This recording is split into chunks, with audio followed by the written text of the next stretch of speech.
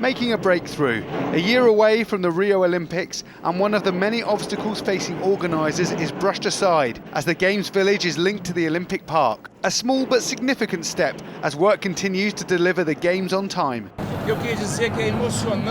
It's exciting to see a part of the city that didn't have any support, didn't have any development and didn't have growth opportunities. Today, with the opening of this tunnel, we see a project that will leave an extraordinary legacy.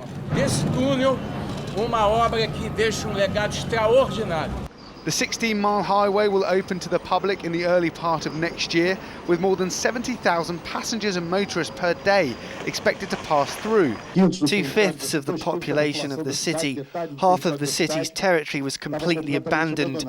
When it comes to the Deodoro Olympic Park, the Olympics are giving back to the city. As for the work going on above ground, construction continues, and officials have adapted a determined approach to learn from the building problems leading up to last year's World Cup, when stadiums and transport fell behind schedule. If we feel that Brazil is falling behind, we will take the initiative to move forward. We do not want a bad Olympic story. I think it will be good for Rio, but it will also be good for Brazil. And there are reasons to be optimistic as well.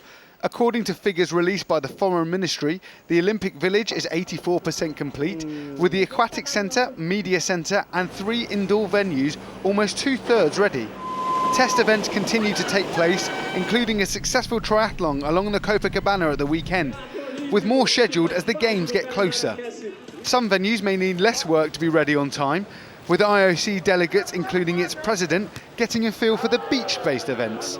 The Games are very important for the Cariocas and for Brazil, because they will leave a great legacy. There will be a Rio de Janeiro before the Olympic Games, and there will be a Rio de Janeiro, a better one after the Olympic Games. A year out from the start of the Games, work continues as Brazil aims to deliver an Olympic legacy to be proud of. Adam Reed, TRT World.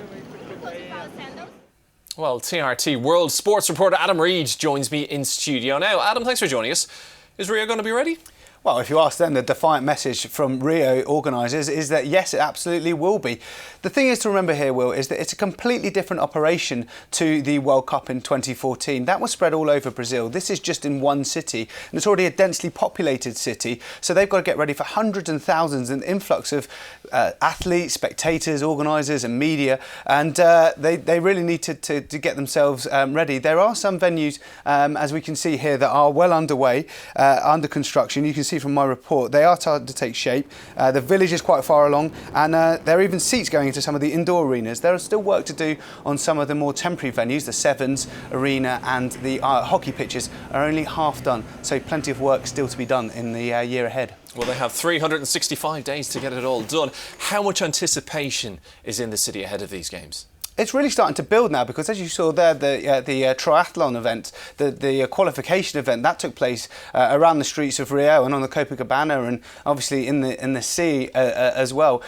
Great scenes here all the way along the Copacabana. It's the turn of the rowers next. They've got some events coming up, as well as their equestrian, sailing, road cycling and even open water swimming, all before the end of the month. There's 44 events in total, test events going on over the next year, 34 Olympic ones and 6 Paralympic ones, as well as a few more that combine the two.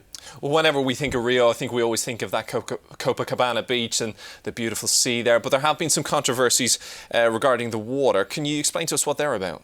Yeah, that's absolutely right. There's certain fears amongst the water, particularly in the Guanabara Bay area. As you can see here, they've been tested, and results are coming back saying that there are some potentially dangerous activity going on in there. The IOC have admitted they are going to be monitoring the situation, but they say there's no significant danger to athletes. Those tests were privately commissioned, and the IOC are saying that every effort is being made to try and clear up as much rubbish and debris as you can see there, contaminating the sea and the waters around Rio before the Games start in a year's time. Well, fingers crossed they get everything else sorted.